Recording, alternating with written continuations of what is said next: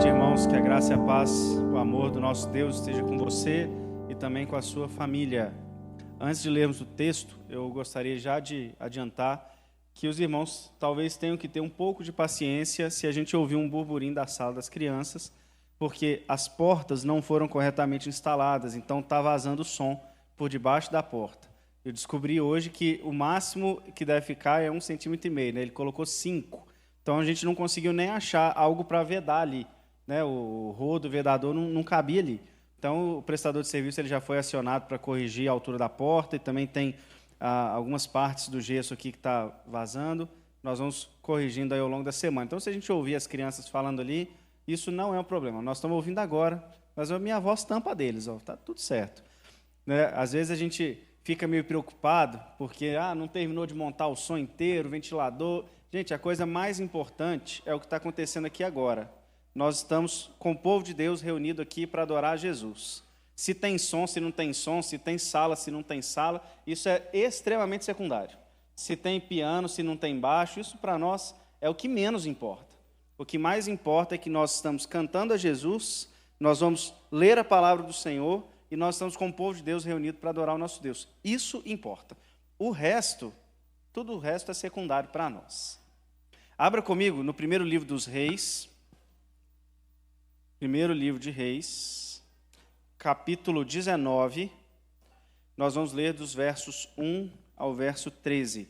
Nós estamos começando hoje uma nova série de mensagens, num formato que nós fazíamos até um ano e meio atrás. Nós sempre fazíamos séries que permeavam por temas. Passamos um período da nossa igreja fazendo séries expositivas de livros. Nós expomos todo o livro de Josué, de Marcos, de Ageu e Colossenses. E agora nós estamos retomando para algumas séries temáticas. Coloca a série, por favor, aqui atrás, Tiago.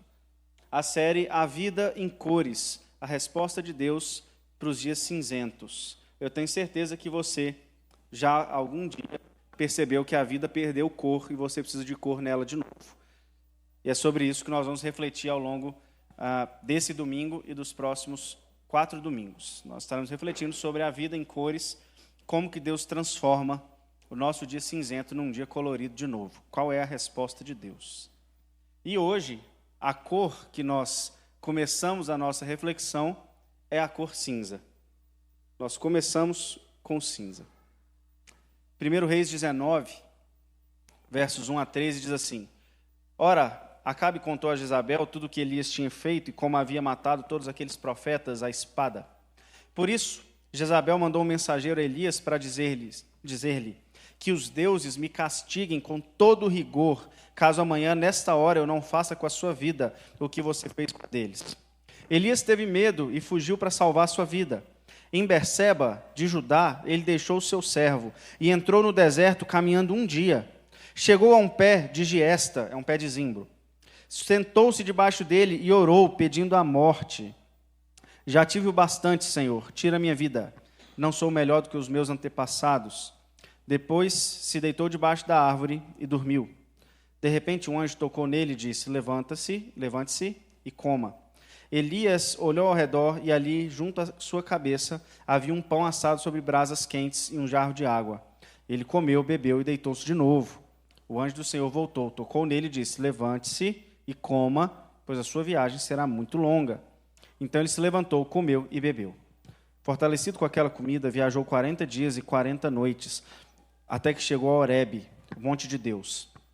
Ali entrou numa caverna e passou a noite. E a palavra do Senhor veio a ele: O que você está fazendo aqui, Elias? Ele respondeu: Tenho sido muito zeloso pelo Senhor, Deus dos exércitos. Os israelitas rejeitaram a tua aliança, quebraram os teus altares e mataram os teus profetas à espada. Sou o único que sobrou. E agora também estão procurando matar-me. O Senhor lhe disse: saia e fique no monte, na presença do Senhor, pois o Senhor vai passar. Então veio um vento fortíssimo que separou os montes e esmigalhou as rochas diante do Senhor. Mas o Senhor não estava no vento. Depois do vento houve um terremoto, mas o Senhor não estava no terremoto. Depois do terremoto houve um fogo, mas o Senhor não estava nele. E depois do fogo houve o murmúrio de uma brisa suave. Quando Elias ouviu, puxou a capa para cobrir o rosto. Saiu e ficou à entrada da caverna. E uma voz lhe perguntou: o que você está fazendo aqui, Elias? Vamos fechar os nossos olhos, vamos orar mais uma vez, vamos pedir para que Deus fale ao nosso coração. Senhor, nós oramos mais uma vez, porque lemos a Tua palavra e sabemos que a Tua palavra pode transformar a nossa vida. Cristo Jesus pode saltar aos nossos olhos na reflexão da Tua palavra, e é esse Cristo quem transforma os nossos dias cinzentos em dias cheios de vida. Nós suplicamos por essa ação do Espírito Santo no nosso coração e na nossa mente, de renovo, de transformação, de consolo.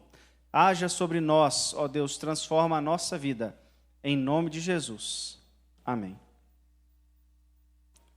De repente, um dia você abre o olho, na sua cama ainda, você olha de um lado, você olha para o outro lado, e você faz a seguinte pergunta: e se eu não levantar daqui, o que acontece?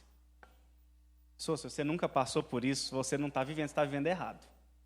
Todo mundo um dia abriu o olho e falou o seguinte: e se eu não levantar, o que acontece?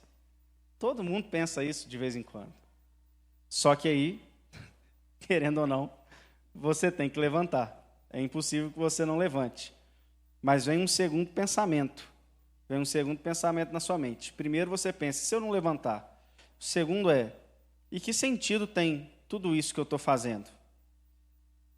Que sentido tem eu levantar? Que sentido tem eu trabalhar? Que sentido tem eu ir para a academia? Que sentido tem eu me divertir? Qual é o sentido disso tudo? Se eu ficar na cama, será que alguém vai sentir falta? Será que o mundo vai parar por causa de mim? Não vai. Mas tem que ir. Que sentido tem eu levantar aí? E aí você se levanta e começa a fazer aquele ritual que você está acostumado.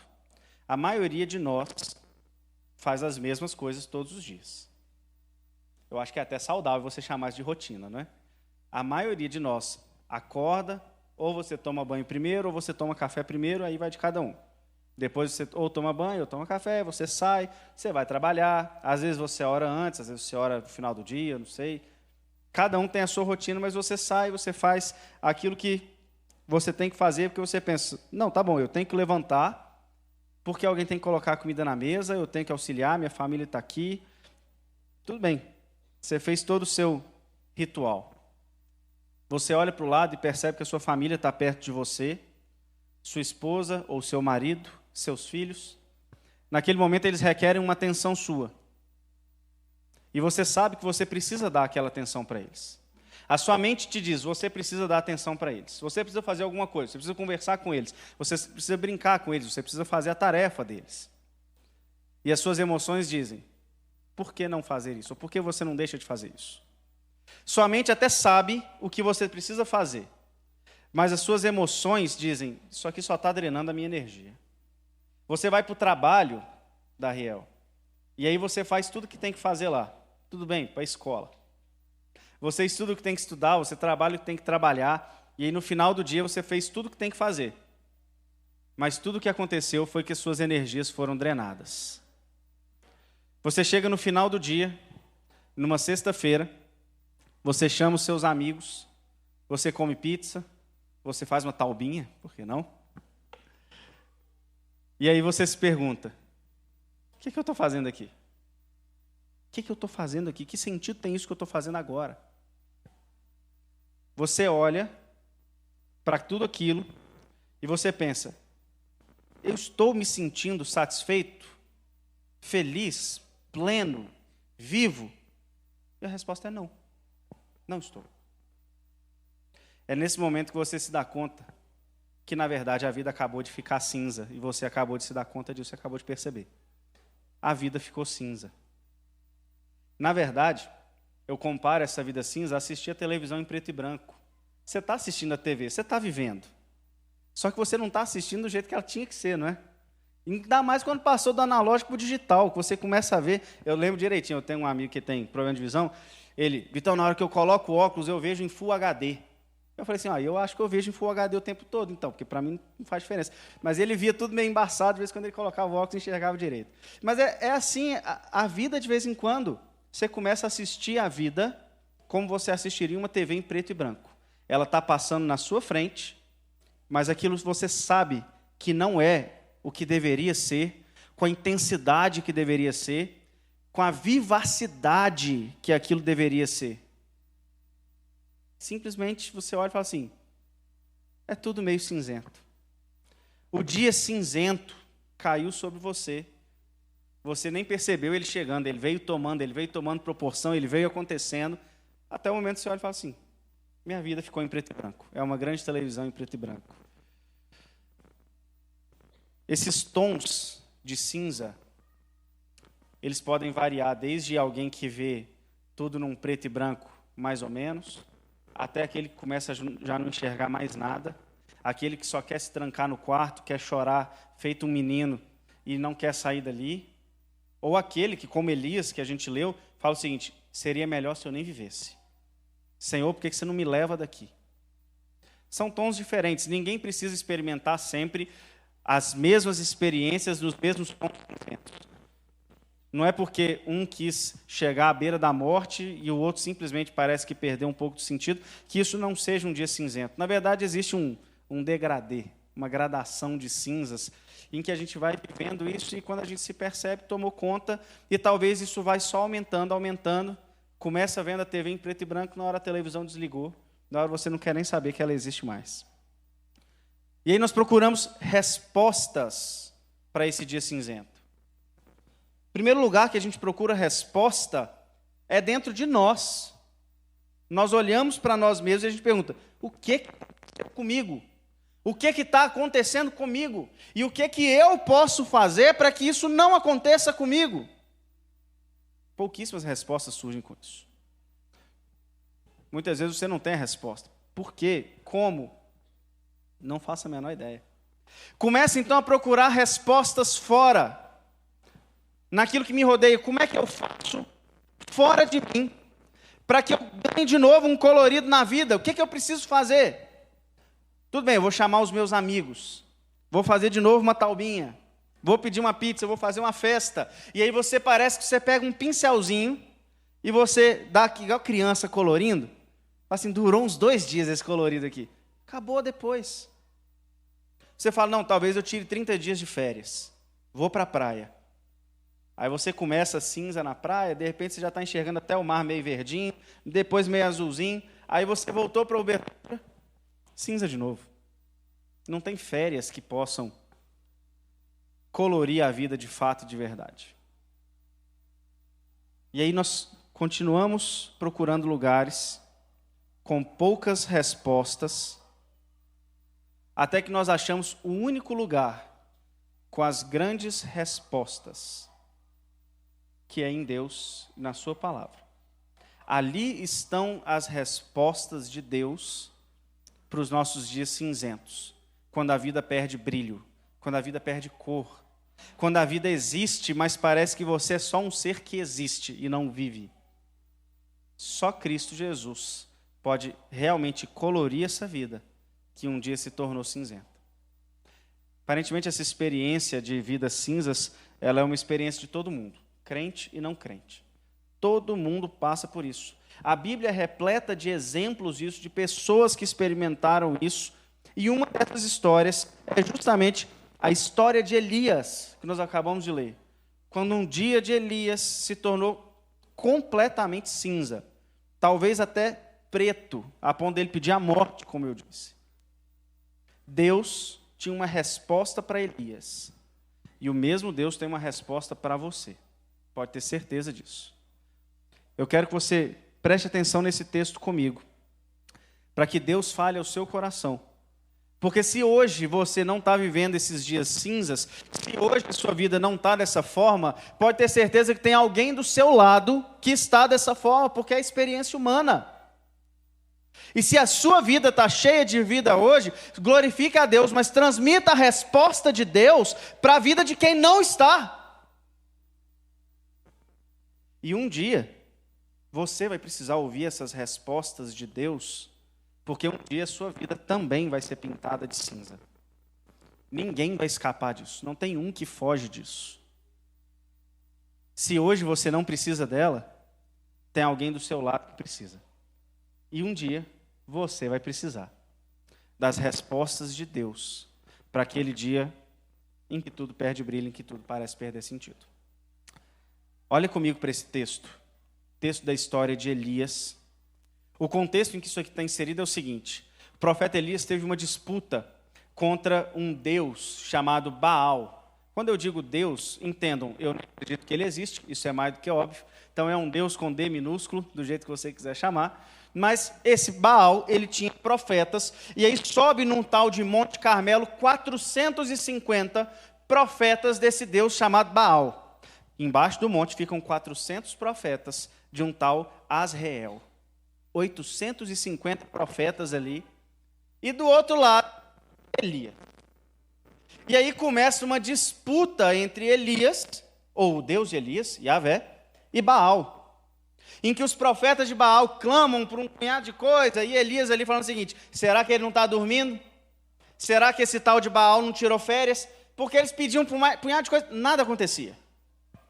Talvez ele estava dormindo, talvez ele tirou férias. Elias começa a zombar até o momento em que Elias clama, e o Deus de Elias responde. E ali naquele dia trava-se uma batalha intensa, de modo que Elias mata os 850 profetas daqueles dois deuses. Um absurdo de guerra aconteceu ali com um homem só, em que foi manifestada toda a glória do Deus de Israel na frente de todos aqueles profetas. Os outros deuses e seus profetas foram humilhados, porque eles simplesmente não responderam. E o Deus de Elias respondeu. E aí, fim daquela guerra, aparece uma mulher. Gente, essa mulher na Bíblia, essa tal de Jezabel, ela é, na verdade, um ícone, né? Se você é crente há algum tempo, você talvez já tenha ouvido falar dessa tal de Jezabel. Ou talvez quando você quer falar que uma mulher está te apurrando, você fala assim: sai de mim, Jezabel. Lá em Apocalipse é falado sobre a Jezabel dentro da Bíblia, porque é essa mulher aqui que não vale R$1. Essa mulher aqui é a encarnação do mal. E ela vira para Elias e fala o seguinte: que os deuses façam comigo o que você fez, se amanhã eu não tiver destruído você, Elias. Olha que coisa curiosa. O homem acabou de matar 850 profetas. Ele acabou de ver fogo do céu descer e tudo mais aconteceu. Qual é a reação esperada de Elias diante da afronta de Jezabel? O que está lendo o texto, ou aqueles que estavam lá com Elias naquele dia, o que eles esperavam que acontecesse? Que Elias fosse rir da cara de Jezabel, não é? Do mesmo jeito que ele riu dos profetas, porque Elias zombou dos profetas, se você ler o texto. Ele deveria zombar de Jezabel e falar o seguinte: tá bom então. Jezabel, senta lá. É o que ele deveria fazer. Tá bom, Jezabel. Manda quem você quiser, faz o que você quiser. Não é isso que acontece. Não é isso. Nós somos surpreendidos com a atitude de Elias. Ao invés de zombar de Jezabel, ao invés de enfrentar os guardas de Jezabel, o que acontece? Lê comigo dos versos 3 a 5. Abra aí. Projeta, por favor, versos 3 ao verso 5. Elias teve medo e fugiu para salvar a vida. Em Berseba de Judá, ele deixou seu servo e entrou no deserto caminhando um dia. Chegou a um pé de giesta, sentou-se debaixo dele e orou, pedindo a morte. Já tive bastante, Senhor, tira minha vida. Não sou melhor que os meus antepassados. Depois se deitou debaixo da árvore e dormiu. Percebam o seguinte: em momento algum, Elias é colocado para nós como uma pessoa depressiva. Elias não é depressivo. Pelo contrário, Elias é um profeta cheio de vigor, cheio de vida. Elias é um homem que acaba de lutar de uma forma vigorosa. Ele não é depressivo. Mas, de repente, aquele homem para, senta no chão e fala o seguinte: é isso, acabou. O dia de Elias se torna cinza de uma vez assim, cai sobre ele. Ele que enxergava tudo vermelho e laranja, cores de guerra, de vivacidade, de poder, de repente a vida de Elias se torna preto e branco, sem que ele pudesse fazer mais nada. E ele se enche de medo. Por que será que Elias se encheu de medo? que aconteceu com Elias aqui? Por que as forças dele foram drenadas de uma vez? A gente não tem como saber ao certo, a gente não lê a mente de Elias, nós não sondamos o coração de Elias. Mas é bem possível, percebendo as experiências humanas que nós conhecemos, que Elias tem olhado e falado o seguinte: gente, eu acabei de matar 850. Essa mulher vai mandar mais 850. E depois que eu matar esses 850, alguém vai matar 850. Elias fala o seguinte: pelo visto não vai parar. O medo de Elias não era só da guerra. Talvez, e bem possivelmente, era um medo daquilo ali não acabar nunca. Será que o tempo todo essa Jezabel vai ficar me afrontando enquanto eu existir? Será que eu matar os 150 não foi suficiente para mostrar para ela? Será que fazer o que fez Deus ali no Monte Carmelo não foi suficiente para mostrar que Deus é Deus? Não vai parar nunca. Esse povo vai continuar me perseguindo. O fato é que ele se encheu de medo. Suas forças foram embora. E Elias fugiu. Você acha que Elias fugiu o quê? Só um pouquinho de distância? Elias percorreu 180 quilômetros, que é a distância de onde ele estava até Berseba. Berseba é o extremo sul de Judá, já na divisa com o deserto do Negueb. E Elias estava no norte. Ele caminhou 180 quilômetros, que é para não correr o risco de alguém achar ele. Aí, quando ele chega em Berseba, você fala o seguinte: Elias, 180 quilômetros está bom. Ele deixa o servo dele, ainda caminha mais um dia para dentro do deserto, porque no deserto ninguém me acha. Elias vai se esconder, assim, no grau máximo que ele pode se esconder. Zero de contato com pessoas, eu quero ficar sozinho, ninguém vai me achar, porque talvez aqui não tenha nenhum profeta para eu lutar e eu não preciso ficar fazendo esses negócios que eu fiz até agora. Não preciso ficar clamando, não precisa fogo do céu, deixa eu quieto. Deixa eu quieto aqui no meu canto. Eu cansei desse negócio. Ele viaja, ele entra, e aí ele fala essa frase: Deus, tira minha vida, porque eu não sou maior que meus antepassados. O que Elias está dizendo quando ele diz, eu não sou maior que meus antepassados? Elias está dizendo o seguinte: eu sou só um ser humano, igual eles eram. Os profetas eram humanos, Deus fez milagres, mas eles eram humanos, com suas falhas, com suas fraquezas, suas derrotas. Eu sou só isso aí também. Então eu não sou aquele forte, poderoso que talvez você queria que eu fosse, Deus. Eu sou só um ser humano, igual os outros que você já levantou. Então deixa parar por aqui. Percebe que nós, conhecendo a história de Elias, inclusive o que acontece depois, conhecendo o que acontece antes, você olhando de fora, você não parece que não tem nada a ver, ele não está falando nada com nada. Vocês não percebem isso, que ele não está falando nada com nada? Porque, gente, o que ele experimentou na presença de Deus foi extremamente poderoso. E agora ele não está falando nada com nada. Olha, eu sou só mais um. Tudo bem, ele realmente é só mais um ser humano. Realmente ele tem fraqueza, realmente ele tem suas falhas.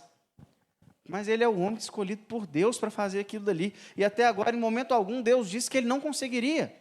Em momento algum, Deus fez Elias sequer passar um aperto diante dessa guerra. Mas parece que quando vem esse dia cinza, a gente não fala nada com nada, a gente não enxerga nada com nada. Nada faz sentido. É assim que está Elias. Ele não está enxergando as coisas direito. A vida dele está cinza. Ele não está vendo as coisas direito. Ele não está percebendo a vida como ela é. Todo aquele colorido, brilho de força, ele não tem aquilo. A vida dele não tem cor nenhuma. Não tem sentido nenhum. Não tem brilho nenhum. Ele simplesmente apagou. Sem perspectiva nenhuma, com medo e sozinho. Esse é o profeta que acabou de matar 850 pessoas. Se isso aconteceu com Elias, que dirá comigo, com você, que nunca matei ninguém. Graças a Deus. Não é? Se já aconteceu com Elias, depois de uma guerra dessa, imagina com você. Isso não é coisa de quem não é crente. Às vezes a gente pensa assim, isso é coisa de quem não é crente. Não é verdade. Nós somos também, às vezes, abatidos por esses sentimentos de, uai, esse negócio não vai acabar? Isso aqui não vai parar? Isso aqui é para sempre? Eu termino uma guerra, vem outra, alguém para de me apurrinhar, outra pessoa começa. Como é que é? Isso é para sempre isso daqui? Todos nós realmente sujeitos a esse dia cinzento. Do século XVI, chamado Matthew Henry, que ele comenta que Deus permitiu que Elias ficasse sozinho aqui, para que Elias realmente percebesse que toda a força que ele tinha vinha de Deus. Deus permitiu um dia acinzentado na vida de Elias, para que Elias percebesse que todo aquele colorido de força, de vivacidade, só vinha por causa da presença de Deus. Que Elias realmente, é isso que ele está falando aqui, ó.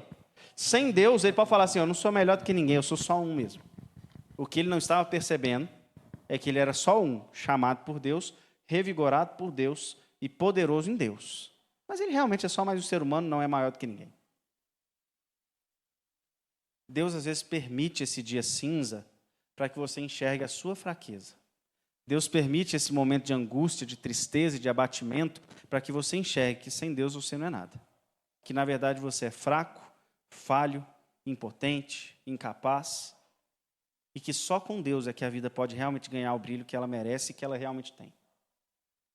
E aí quando eu olho para a Bíblia, não apenas para a vida de Elias, mas a gente vê como que essa experiência dos dias acinzentados, ela é uma experiência comum em várias pessoas. Olha só comigo, por favor, projeta para mim, Tiago, Jó, capítulo 3, versos 1 a 13. Escutem o que Jó diz. Tudo bem que Jó eu já peguei o maior exemplo de todos, de alguém que ficou cinza, mas observem a fala de Jó. Depois disso, Jó abriu a boca e amaldiçoou o dia do seu nascimento, dizendo: pereça o dia do meu nascimento e a noite em que se disse, nasceu um menino, transforme-se aquele dia em trevas, e Deus lá do alto não se importe com ele, não resplandeça luz sobre ele, chame-no as trevas e as mais densa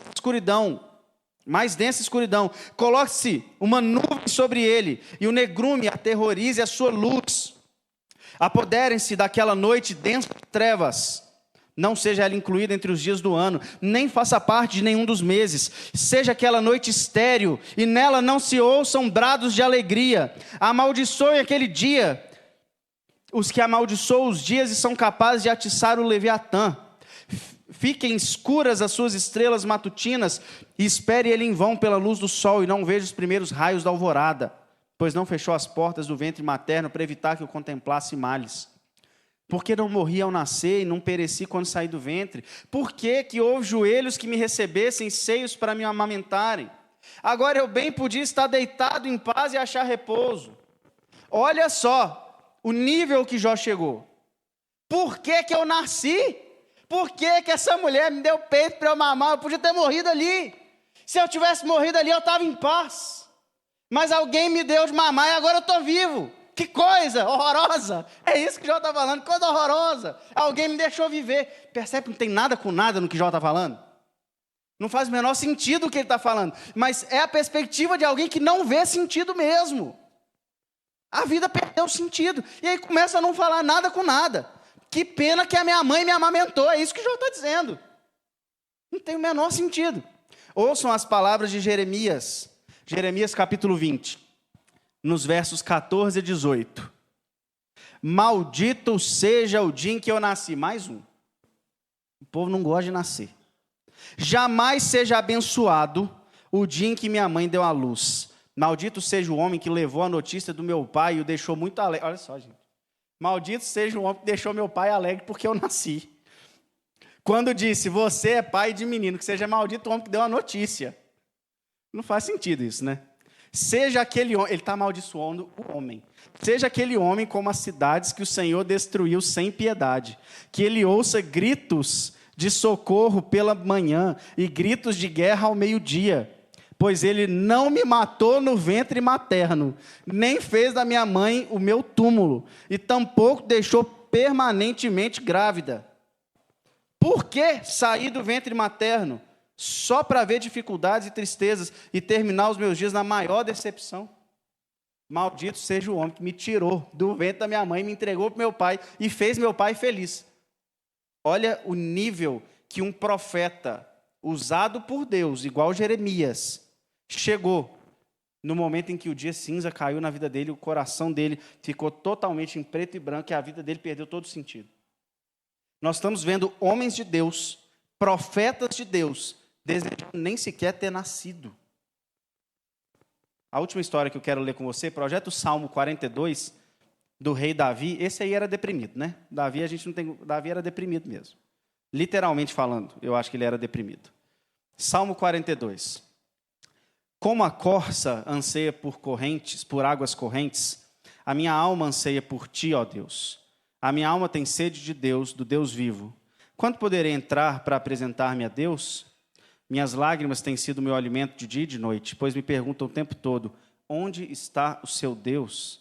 Quando me lembro dessas coisas, choro angustiado, pois costumava ir com a multidão, conduzindo a procissão à casa de Deus, com cantos de alegria e de ação de graças entre a multidão que festejava. Por que você está tão triste, ó minha alma? Olha ele perguntando e procurando a resposta em si. Por que você está abatida, minha alma? Por que está assim tão perturbada dentro de mim? Põe a sua esperança em Deus, pois ainda o louvarei. Ele é o meu Salvador e o meu Deus. A minha alma está profundamente triste. Por isso de ti me lembro desde a terra do Jordão, das alturas do Hermon, desde o monte Mizar. Abismo chama abismo ao rugir das tuas cachoeiras. Todas as tuas ondas e vagalhões se abateram sobre mim. Conceda-me o Senhor, o seu fiel amor de dia. De noite esteja comigo a sua canção. É a minha oração ao Deus que me dá a vida. Direi a Deus, minha rocha, por que te esqueceste de mim? Por que devo sair vagueando e pranteando, oprimido pelo inimigo? Até os meus ossos sofrem agonia mortal quando os meus adversários zombam de mim, perguntando-me o tempo todo, onde está o seu Deus? Por que você está tão triste, ó minha alma? Por que está assim tão perturbada dentro de mim? Põe a sua esperança em Deus, pois ainda o louvarei. Ele é o meu Salvador e o meu Deus. O que tem em comum entre esses três personagens que nós lemos e Elias? Entre esses três personagens, Elias e eu e você. O que tem em comum aqui entre eles? Primeiro, fica muito evidente aquilo que nós estamos chamando de dias cinzas, não é? Eu tenho certeza que quando você agora ouve esses textos, você, algum dia na sua vida, você já passou pelo menos perto disso. Tudo bem, você pode nunca ter falado assim, maldito seja o parteiro que me tirou do ventre da minha mãe, não é isso. Mas talvez você tenha pensado o seguinte, o que eu estou fazendo aqui? Né? Tudo bem, eu nasci, mas para que eu nasci? Não muda nada a minha vida na existência da história humana. Eu não sou nada, não faço nada. Talvez você tenha se identificado com a profundidade disso aqui.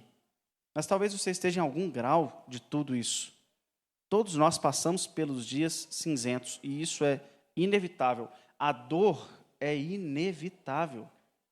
Ninguém vai fugir disso. Segundo, com esses tantos relatos aqui, você olha e pensa, essa mensagem não tem como não ser para mim. Porque como eu disse no início, ou você está no dia cinzento, ou alguém do seu lado está.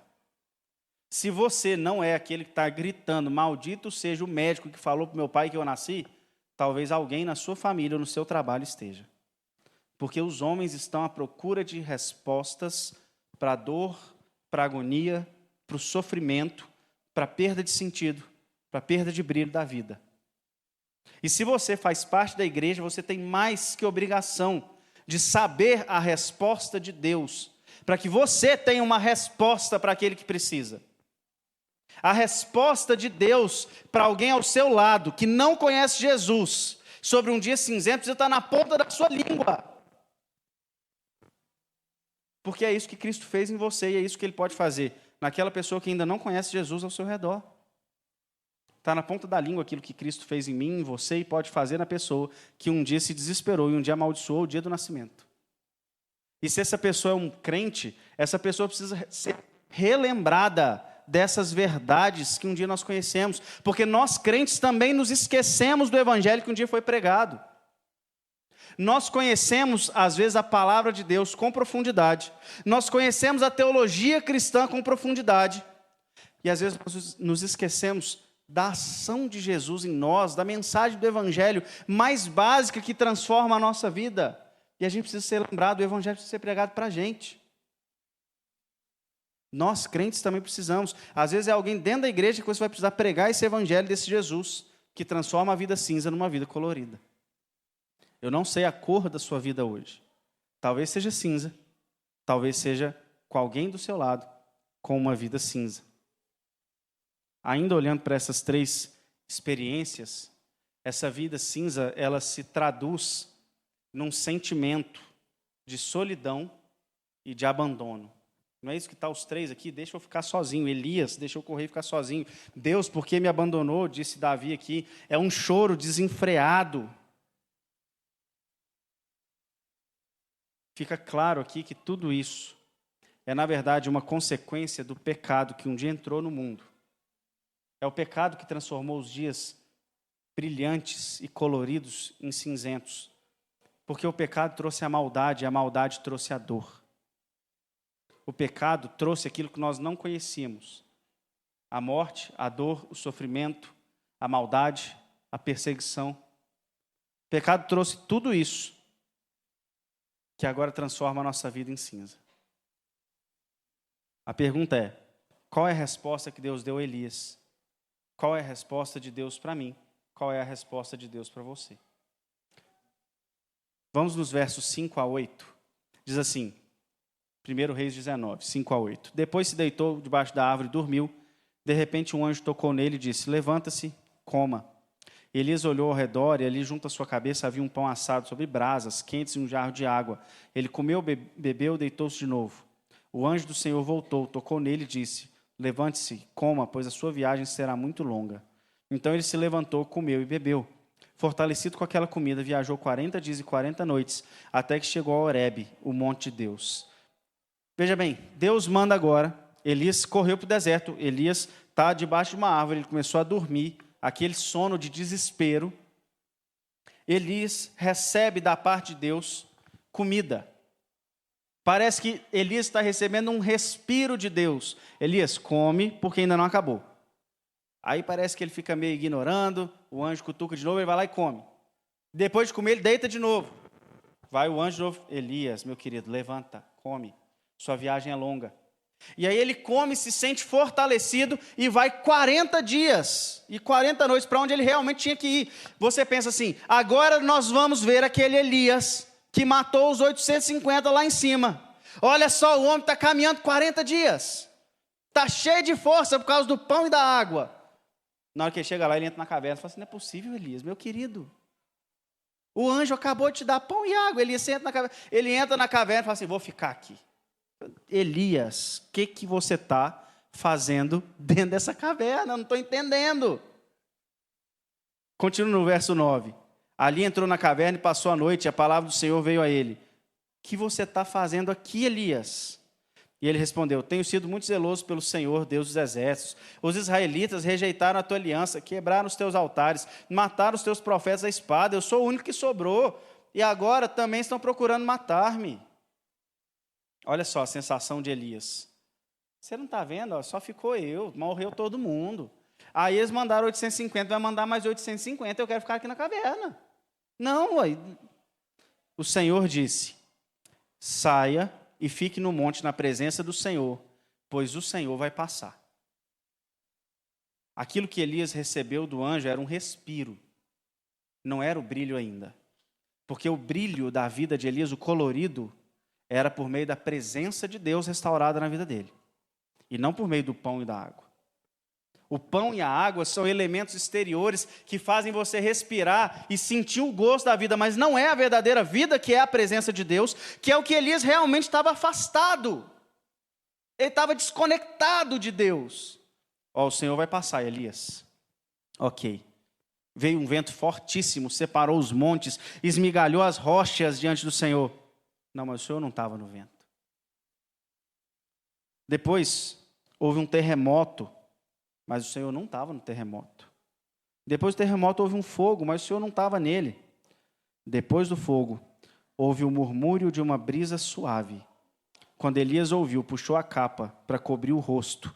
Esse movimento de Elias de cobrir o rosto significa o seguinte, ele percebeu que Deus estava ali. E Elias é indigno da presença de Deus, então ele fala assim, deixa eu cobrir o meu rosto. Eu não mereço ver esse negócio, não. Ele cobre o rosto, saiu e ficou à entrada da caverna, e uma voz lhe perguntou, o que você está fazendo aqui, Elias?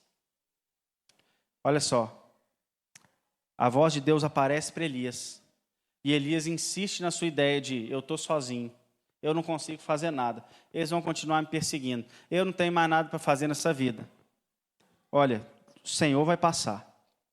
Um vento forte, um terremoto, um furacão. Nada disso. Ele só percebe a voz de Deus na hora que vem uma brisa suave. Deus quebra todas as expectativas de Elias. Porque se Deus vai vir para o poderoso Elias lutar uma poderosa guerra, é óbvio que ele vai vir quebrando tudo como um trovão que dissipa o monte. Não é isso que Deus vai fazer com Elias? Ele não vai passar como um vento forte para que Elias sinta o grande poder de Deus, sai dele falando assim, olha, meu Deus acabou de quebrar o monte com um vento, vai matar todo mundo aqui numa tempestade. Não, isso não aconteceu, Deus não estava naquele negócio. Eu falei assim, mas... Aí eu imagino a expectativa de Elias, agora está vindo o fogo, não, agora vai pegar fogo, é o mesmo fogo que vai consumir aquele povo lá de Jezabel. Não estava no fogo, e agora? Aí vem uma brisa suave e ele fala, não é possível. Na brisa suave, na maior quebra de expectativa que Elias podia ter, é aquele momento que Elias percebe a presença de Deus e ele se recobra, ele se relembra que a verdadeira guerra não é ganhada nos ventos, terremotos, no fogo, na destruição. Deus não precisa de nada disso. Deus pode agir invisível com uma brisa suave, inclusive sem nem pegar a espada se ele não quiser. Porque basta uma palavra e qualquer exército cai no chão. Deus pode ser um terremoto a hora que Ele quiser, um vento forte a hora que Ele quiser. Mas, de fato, Ele é uma brisa suave, invisível, que fala e tudo acontece. Trabalhando no escuro, no escondido. Quantas vezes você já viu Deus agindo dessa forma tão tempestuosa? Deus não precisa disso. Deus apareceu quebrando toda essa expectativa, lembrando Elias, eu estou por trás de tudo, Elias. Você não precisa desse Deus poderoso manifestado o tempo todo. Isso já aconteceu ali nos 850 profetas, não é assim não. Elias, o que você precisa saber é que Deus está no controle. Essa é a resposta de Deus para Elias. E aí a minha pergunta para nós é: qual a resposta que você quer receber de Deus? Você entrou aqui hoje. Você já viveu dias cinzentos. Talvez você viva dias cinzentos. E você quer receber uma resposta de Deus. Qual resposta que você quer receber? Qual é a resposta que você quer ouvir? Porque muitas vezes a resposta que a gente quer ouvir é que Deus simplesmente cesse a nossa dor, de uma vez por todas. Que Deus pare com a dor e corte a dor. Que Ele venha e corte o mal pela raiz. Tá, e se Deus não quiser fazer isso? Às vezes o caso mais extremado é que Deus corte a dor me tirando da vida também. Mas se não, que Ele pare, a pessoa está me perseguindo, tira ela de perto de mim. Manda, Senhor, o meu chefe lá para o Pará, manda ele para lá. Dá um jeito. Nós queremos que Deus resolva, às vezes acabando com a angústia. E às vezes Ele não quer fazer isso. Às vezes esse não é o modo de agir de Deus. Às vezes nós estamos clamando, Pai, se possível, passa de mim esse cálice, como Jesus falou. Não dá para parar com isso? E aí nós pedimos isso para Deus, pensando que isso vai resolver o nosso dia cinzento. Que o cessar da dor é a resposta verdadeira de Deus para o nosso dia sem vida e sem cor. E às vezes isso é só um respiro. Tirar aquela pessoa que fica disputando pode ser só um respiro. Porque quando os dias ficam cinzas, na verdade é a alma que está adoecida. É a mente que está adoecida, não é só os fatores externos. Tudo isso é só, às vezes, um respiro. Como Elias recebe o fortalecimento aqui para a sua jornada, o problema é que às vezes a gente começa a julgar Deus, dizendo, olha só, Deus não acabou com a minha dor. Deus me deixou de um modo prolongado sofrendo. E se Ele quiser isso? Ele deixa de ser Deus se Ele quiser que você passe por um dia cinzento longo, por uma época cinzenta. Deus não deixa de ser Deus hora nenhuma. Em algumas situações nós queremos que Deus haja como o terremoto, o vento e o fogo. Nós olhamos e falamos o seguinte: que hora que esse filho de Belial e essa Jezabel vai ser destruída? Não é que hora que esse Deus poderoso que eu li vai descer do céu e essa mulher vai tremer na minha frente aqui, essa Jezabel. Nós queremos o vento, o fogo e o terremoto o tempo todo da parte de Deus. Seria essa a resposta de Deus? Embora Deus possa fazer isso. Deus é o Deus Todo-Poderoso. E Ele pode ser o terremoto e o fogo a hora que Ele quiser. Mas não é na hora que nós queremos. Mas nós queremos o Deus do vento, do fogo e do terremoto. Agora, quando você olha para essas histórias que a gente leu aqui, Davi, Jeremias, quantos deles receberam essa resposta de Deus? Quantos receberam essa resposta de Deus de fogo, vento e terremoto? Olha para a palavra de Deus. A maioria deles recebeu uma brisa suave como resposta. Um alento lá na alma. Essa brisa suave é um vigor dentro do coração e não fora do coração. É a certeza da presença de Deus que o outro não está vendo, que aquele que causa o dia cinzento não está vendo, mas você está vendo o Deus por trás de tudo isso. É a brisa suave de Deus que um dia soprou. Essa é a resposta de Deus. E essa brisa suave, essa resposta de Deus, um dia nasceu lá na cidade de Belém. Cresceu na gloriosa, ironicamente falando, Nazaré. Na esquecida Nazaré. Adotado por um carpinteiro e filho de uma menina. Essa é a resposta de Deus. Alguém, as pessoas olhavam e falavam o seguinte: tem certeza que ele é o mestre? Porque não está aparecendo. Alguém que não tinha formosura ou não tinha aquela palavra, aquele poder de autoridade, que falava com o peito cheio, você fala assim, esse aí é profeta. Não. A brisa suave de Deus é Jesus, extremamente humilde, apagado nesse sentido de poder e autoridade. Sua autoridade não era mostrada dessa forma, com o peito cheio, gritando na praça.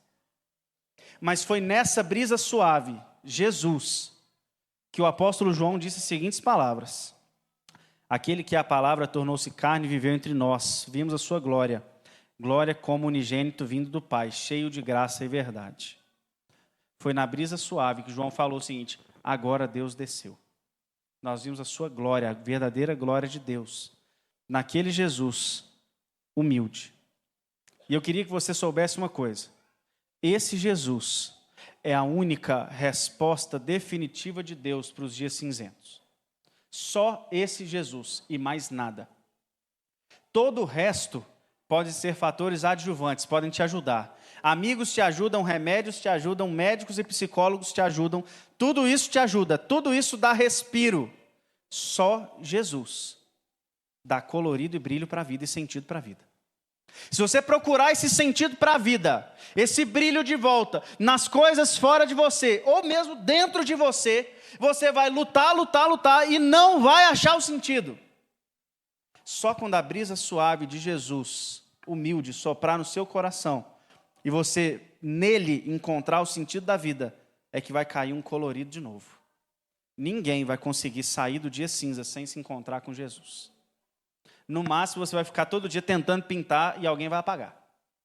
Você vai colorir e no dia seguinte está cinza de novo. Porque só Jesus é essa resposta. Olha o que o apóstolo Paulo fala lá em 1 Coríntios, capítulo 1, versos 22 e 24. Os judeus pedem sinais miraculosos. Não é assim que a gente é? Nós olhamos para Deus, queremos respostas de sinais miraculosos. Queremos que Deus faça coisas que a gente consegue encostar e ver. Os judeus, os gregos procuram sabedoria. Não é isso que a gente quer? Procurar uma sabedoria, algo do mundo que me faça compreender a minha dor. Nós, porém, pregamos a Cristo crucificado, o qual, de fato, escândalo para os judeus, loucura para os gentios. Mas para os que foram chamados, tanto judeus como gregos, Cristo é o poder de Deus e a sabedoria de Deus. O verdadeiro terremoto, fogo, vento, é a brisa de Jesus. Esse terremoto age muito mais aqui dentro do que fora. A resposta de Jesus para o nosso dia cinzento é no nosso coração e na nossa alma. Só Jesus pode transformar o dia cinzento no dia que brilha de novo. Você ainda corre o risco de entender isso errado, viu? Você conhece uma história? Tem duas histórias cristãs que são famosas. Uma todo mundo conhece, é a da caixa de ovo. Quem não conhece a história da caixa de ovo, levanta a mão, só para eu saber. Não vou contar, mas nunca ouviu? A caixa de ovo no porta-malas, o carro capota e não quebra os ovos. Você não sabe dessa não, Lindos? Meu Deus, olha só. Gente, se a pessoa não conhece... Você também não conhece, não? Gente, rapidamente, a menina foi sair de casa para ir para a balada. A mãe falou, vai com Jesus. E ela falou, só se ele for no porta-mala. Aí o carro capotou, no porta-mala tinha uma caixa de ovo. Todo mundo do carro morreu e o ovo não quebrou, porque Jesus estava no porta-mala. Gente, tudo bem, é uma história, é uma piada de Jesus, mas tudo bem. É a história mais famosa, gospel, que existe. É o Jesus no porta-mala. Mas tem a segunda história gospel famosa, que é Jesus na praia. Na praia você conhece, Danilo? Ah, gente, pelo amor de Deus, que mundo vocês vivem. A pessoa estava caminhando com Jesus na praia, Fiuza. É bonita, né? É bonita. A pessoa estava caminhando com Jesus na praia. De repente começa uma tempestade na praia. Aí passou a tempestade, a pessoa olha para trás, só vê duas pegadas e fala, Jesus, você me abandonou. É bonito, sapato, estou quase chorando. E aí Jesus olha e fala o seguinte, não, meu querido, eu te carreguei no colo. Fala que não é uma delícia de ouvir essa história. Eu te carreguei no colo. Escuta, Jesus não vai te carregar no colo, infelizmente. Como diria o falecido reverendo José João, muito bonito, só falta ser verdade. Você conheceu o José João? Muito bonito, só falta ser verdade. A ação de Jesus não é essa. Não é nem te tirar da tempestade, nem te carregar na tempestade, mas é caminhar com você na tempestade e, observem, esse com você não é ao seu lado. Porque do seu lado estou caminhando eu, que sou seu irmão em Cristo. Jesus está caminhando com você dentro de você. Uma experiência que só os crentes conhecem. Que é o que Paulo diz, para os que foram chamados e receberam esse Jesus, nós estamos falando de uma experiência indescritível, de poder dentro de nós. E esse é Jesus. Não é do seu lado, não é te carregando, mas algo acontece dentro de mim e de você ao recebermos Jesus, que realmente transforma a nossa vida. Essa é a resposta de Deus para os dias cinzentos. E olha, como que Jesus transforma o dia cinzento num dia colorido? Eu espero ver você os próximos 4 domingos, para que a gente veja outras 4 cores, e a gente possa refletir sobre essa ação de Jesus aqui dentro, transformando toda a nossa dor, angústia, todo o acinzentamento num brilho de vida. Vamos ouvir um louvor?